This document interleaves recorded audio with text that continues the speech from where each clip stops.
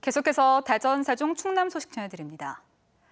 일주일째 대전과 세종, 충남 전 지역에 폭염경보가 내려진 가운데 중북인 오늘도 무더위가 기승을 부렸습니다. 오늘 낮 최고 기온은 대전 37.3도, 세종 36도, 금산 36.9도 등 33도에서 38도 사이로 어제와 비슷하거나 조금 높았습니다. 주말인 내일은 대기가 불안정해 충남 내륙을 중심으로 최대 40mm의 소나기가 내리겠습니다. 기상청은 이번 주말과 휴일에도 낮 최고 기온이 33도를 웃도는 무더위가 이어지겠다고 전망했습니다. 서해 천수만 일대에 이틀째 고수온주의보가 내려진 가운데 다음 주가 양식어류 폐사의 최대 고비가 될 전망입니다.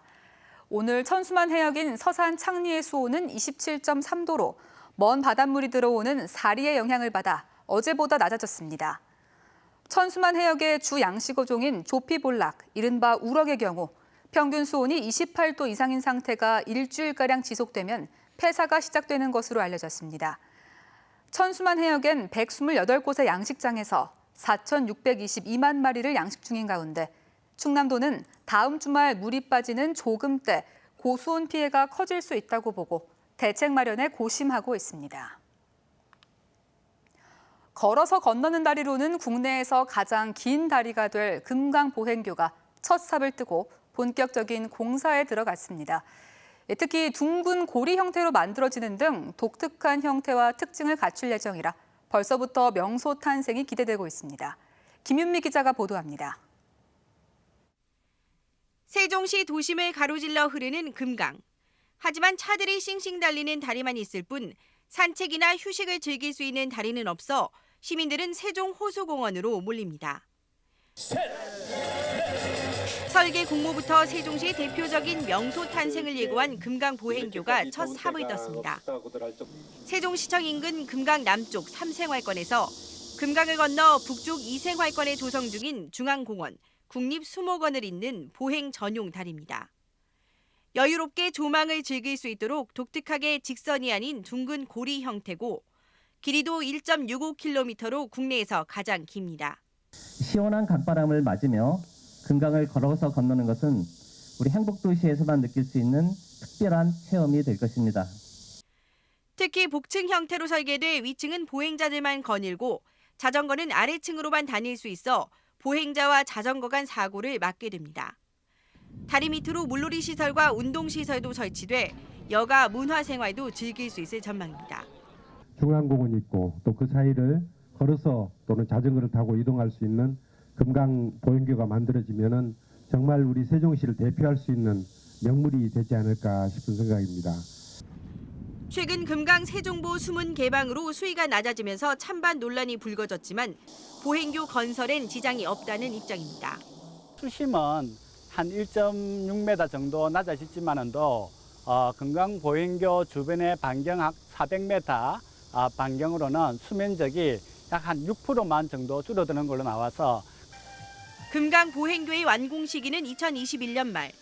국립수목원 등도 제 모습을 갖출 예정이어서 커다란 문화 관광 벨트를 예고하고 있습니다. MBC 뉴스 김유미입니다.